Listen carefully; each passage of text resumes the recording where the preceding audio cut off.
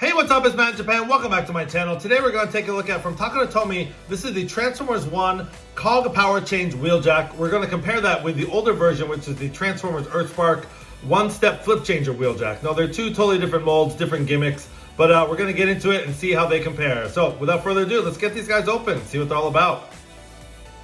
Alright, here we have these two one-step changers out of the packaging, and first of all, let's take a quick look at the alt modes here before we get into the gimmicks and transformations. We'll start off with the Earthspark here on the right.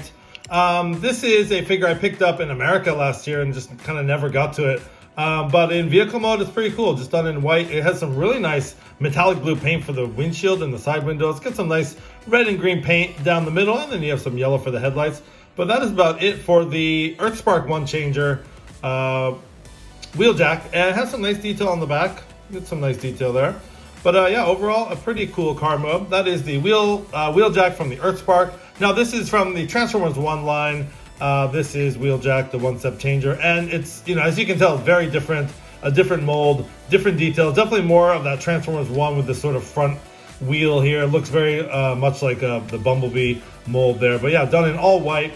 And then not as much paint. You get some, you know, red and green. You get the red stripes. Sort of classic wheeljack there, and that's about it. Not a whole lot of detail. You get a little detail here and like on the sides there. You get some line work and stuff. On the back, pretty plain. So yeah, that comes apart obviously because of the gimmick. But yeah, so that's pretty much, you know, that's pretty much it. They are basically the same size. Maybe the Transformers one's a little bit bigger, but yeah, that's about it for the vehicle modes. Let's get into the transformation and the gimmick. Alright, let's start off with the Earthspark one-step flip changer. This is sort of your classic butterfly transformation, if you will, where it just sort of splits in half. So basically all you want to do is just flip it like that, and then there's a latch right there, and it's automatically in robot mode. So yeah, it's got a nice head sculpt. It's got a nice paint on the, you got a red sort of mohawk, white paint for the face, some blue eyes. You get your classic wheeljack sort of, you know, fins back there or whatever. And in robot mode, it does have some nice blue paint, some gunmetal gray for the waist, a little bit of blue on the legs. For the mostly, you know, for the most part, is white. You do have some gray for the fists. But yeah, that's about it. And sometimes that doesn't always latch. There's a latch right there. You're gonna have to kind of push it a little bit harder to latch on. In this mode, there's, you know, really no articulation except for the arms, if you want to call that articulation. Absolutely nothing at the head. And as you can see, that latch is a little bit finicky there. So you really got to make sure that's connected.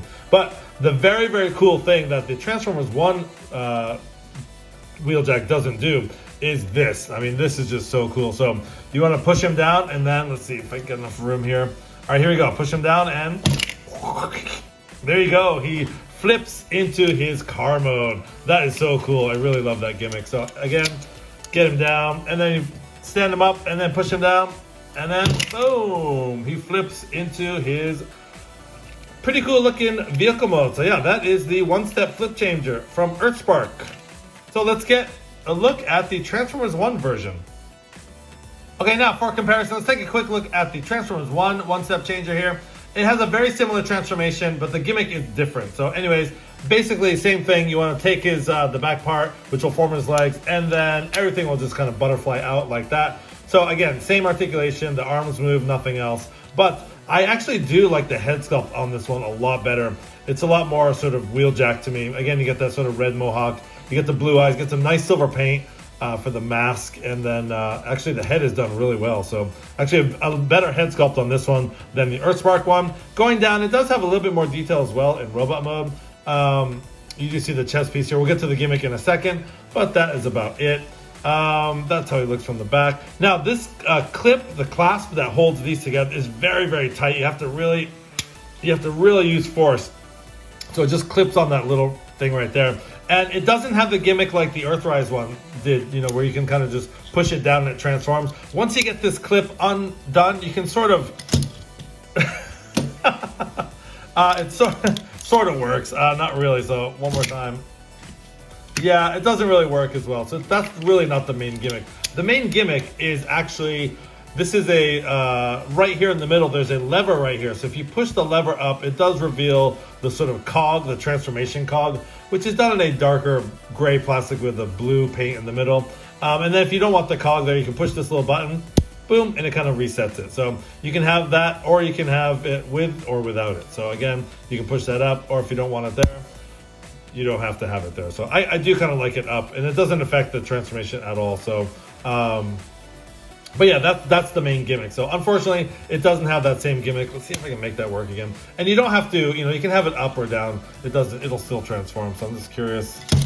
Yeah, there we go. Okay, so it worked that time. So it doesn't have the, the fallback gimmick, but it does have the transformation cog. And actually, that's interesting. So if you have the transformation cog up and you do that, it actually disappears in robot mode. It goes down. There must be a click or something during the transformation. So it's pretty cool.